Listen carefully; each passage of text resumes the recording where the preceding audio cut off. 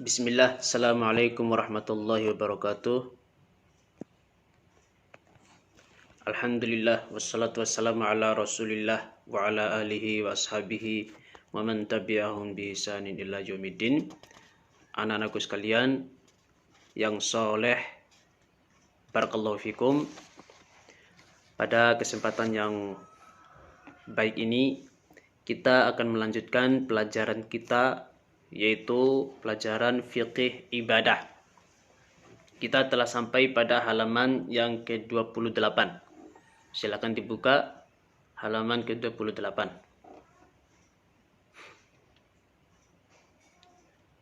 Cara pelaksanaan sholat Idul Fitri, ya, bagian B. Cara pelaksanaan sholat Idul Fitri. Sebelumnya kita telah membahas tentang adab-adab dalam melaksanakan sholat Idul Fitri, ya. Nah, sekarang bagaimana cara kita dalam melaksanakan sholat Idul Fitri itu?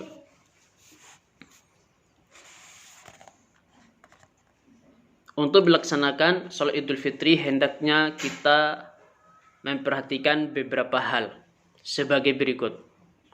Yang pertama, ketika kita keluar dari rumah menuju ke lapangan sambil kita bertakbiran. Ya, sebagaimana pembahasan kita sebelumnya, kita mulai takbiran itu ketika kita keluar dari rumah menuju ke lapangan tempat diadakannya sholat Idul Fitri. Ya. Kalaupun dilaksanakan di masjid, ya kita berangkat menuju ke masjid. Dan seorang mukmin dia hendaknya perbanyak takbiran, hindari obrolan, hindari berbincang-bincang. Ya, umumnya orang-orang pergi sholat Idul Fitri kebanyakan obrolan atau bincang-bincang. Ya, jadi jalannya berbarengan, tetapi masing-masing bertakbiran. Ya, dengan lafaz takbiran yang sudah ma'ruf, yang sudah kita ketahui semua. Ya, Ustaz contohkan lagi, ya, keluar dari rumah menuju ke tempat sholat Idul Fitri, kita membaca Allahu Akbar, Allahu Akbar, Allahu Akbar. La ilaha illallah, wallahu akbar. Allahu akbar walillahil hamd. Suaranya diangkat. Ya, ukurannya sehingga orang-orang yang di sekitar kita mendengarkan takbiran kita. Ya, orang-orang yang ada di sekitar kita itu mendengarkan takbiran kita. Ya. Dan itu terus kita takbiran sampai di lapangan, ya. Dan di lapangan kita tetap takbiran sampai nanti ditegakkan sholat. Ya, sampai ditegakkan sholat. Kalau sudah ditegakkan sholat, baru berhenti takbiran. Ya, jadi takbiran mulai dari rumah sampai ditegakkan sholat. Jadi kalau kita duduk di lapangan, itu jangan berhenti dari takbiran, terus kita bertakbir.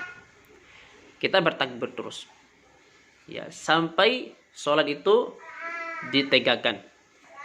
Ya. Kemudian yang kedua, imam berdiri untuk memimpin sholat 2 rakaat. Ya, jadi kalau imam itu sudah berdiri, maka berhentilah kita melakukan takbiran. Kemudian yang ketiga, sholat Idul Fitri tidak didahului dengan azan atau iqamah. Ya, jadi sholat Idul Fitri tidak sama dengan sholat 5 waktu. Tidak perlu pakai azan dan tidak ada iqamat. Imam itu langsung berdiri dan langsung imam sholat. Tidak ada iqamah terlebih dahulu. Ya, apalagi azan. Ini tidak dilakukan ketika sholat Idul Fitri. Demikian pula sholat Idul Adha, ya, tidak ada azan, tidak ada iqamat. Demikian juga sholat tarawih. Ini sholat yang tidak perlu diadakan azan dan iqamah.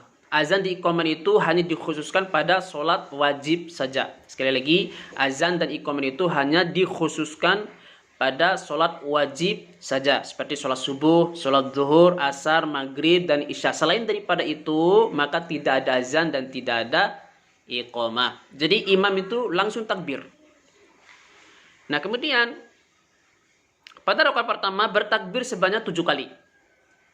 Ya, ini pada rakaat pertama. Dan takbiratul ihram terhitung 1 kali takbir. Ya, imam berdiri lalu bertakbir. Allahu Akbar. Ya. Ini takbiratul ihram. Takbiratul ihram tersebut dia terhitung dari jumlah 7 kali takbir pada rakaat pertama. Ya, kemudian dia takbir lagi. Allahu Akbar. 2. Allahu Akbar. 3. Allahu Akbar. 4. Allahu Akbar. 5. Allahu Akbar. 6. Allahu Akbar. 7. Dia hitung di dalam hatinya. Ya, baru kemudian imam membaca Al-Fatihah. Bismillahirrahmanirrahim. Alhamdulillahi rabbil alamin. Ar-Rahmanirrahim. Maliki yaumiddin. Dan seterusnya. Ya.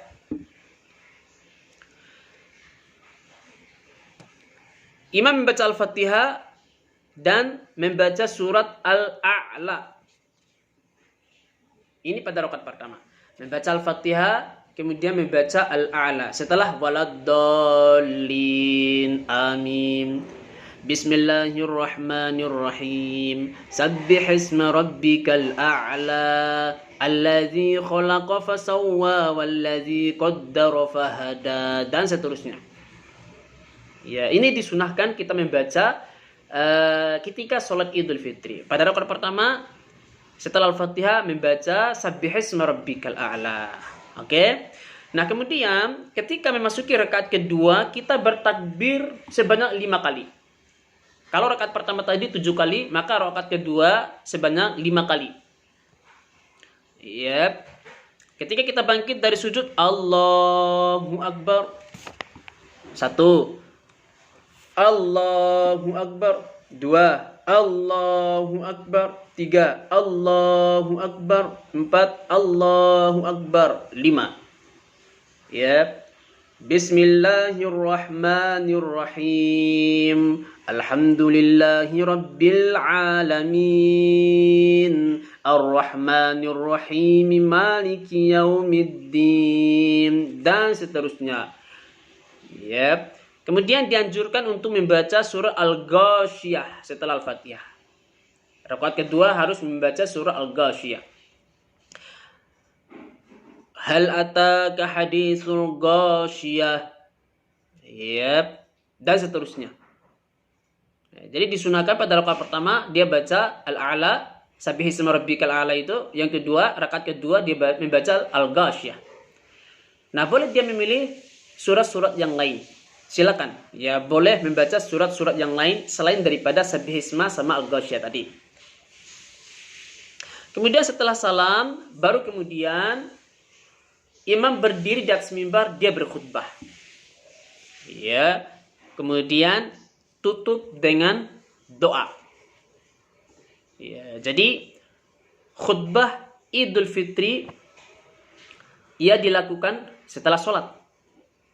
Khutbah Idul Fitri dan juga khutbah Idul Adha dilakukan setelah sholat. Ya, kalau khutbah hari Jumat, ya kan sebelum sholat. Orang khutbah dulu baru sholat. Ini hari Jumat. Kalau Idul Fitri dan Idul Adha harus sholat dulu, baru khutbah. Itu yang tepat. Kenapa Ustaz mengatakan demikian? Karena ada di sebagian tempat. Ya, mereka menyamakan dengan sholat Jumat. Kalau sholat Jumat itu kan khutbah lalu sholat. Akhirnya mereka samakan dengan itu. Ya, mereka khutbah dulu baru sholat Idul Fitri. Ini keliru. Harusnya sholat dulu baru khutbah. Ya, sholat dulu baru khutbah.